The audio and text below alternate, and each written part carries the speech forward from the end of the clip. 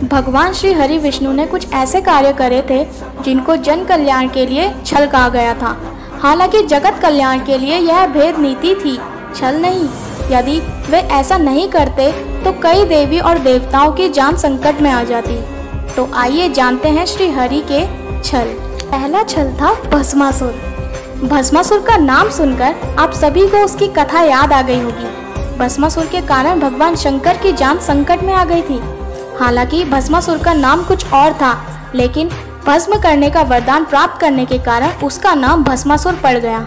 भस्मासुर एक महापापी असुर था। उसने अपनी शक्ति बढ़ाने के लिए भगवान शंकर की घोर तपस्या की और उसने अमर होने का वरदान मांगा, लेकिन भगवान शंकर ने कहा कि तुम कुछ और मांग लो। तब भस्मासुर ने वरदान मांगा कि मैं जिसके सर पर भी हाथ रखूं वह भस्म हो जाए। भगवान शंकर ने कहा तथास्तु। भस्मासुर ने इस वरदान के मिलते ही कहा, भगवान क्यों ना इस वरदान की शक्ति को परख लिया जाए। तब वह स्वयं शिव जी के सर पर हाथ रखने के लिए दौड़ा। शिव जी भी वहां से भागे और विष्णु जी की शरण में छुप गए। तब भगवान विष्णु ने एक सुंदर स्त्री का रूप धारण कर भस्मासुर को आकर्षित किया। भस्मासुर शिव को भूलकर उस सुंदर स्त्री के मोहपाश में बंध गया। मोहिनी स्त्री रूपी विष्णु ने भस्मासुर को खुद के साथ नृत्य करने के लिए प्रेरित किया। भस्मासुर तुरंत ही मान गया।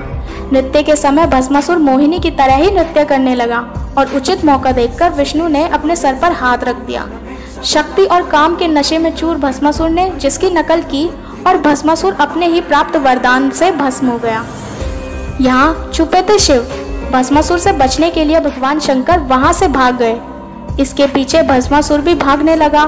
भागते भागते शिव जी एक पहाड़ के पास रुक गए और फिर उन्होंने पहाड़ी में अपने त्रिशूल में एक गुफा बनाई।